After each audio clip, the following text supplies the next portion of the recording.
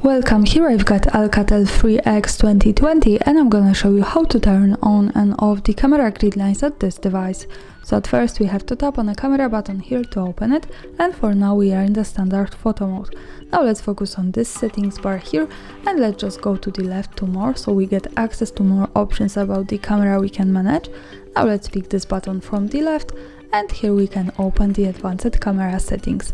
Let's focus here on the general settings. As you can see, at the third position we have the grid option, so by using this button we can easily turn on the grid lines and turn them off like that. For now let me keep this turned on.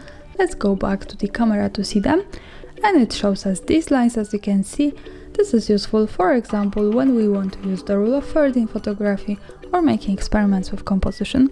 Also remember that these lines are not visible at the real picture, so when I take a photo and when I move here to the left corner at the bottom to the gallery, we can't see them at the real picture, so they are only to help us taking better photos.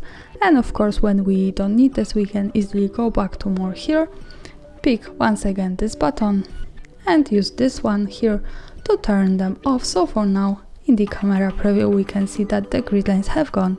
And that's all, thanks for watching, subscribe our channel and leave the thumbs up.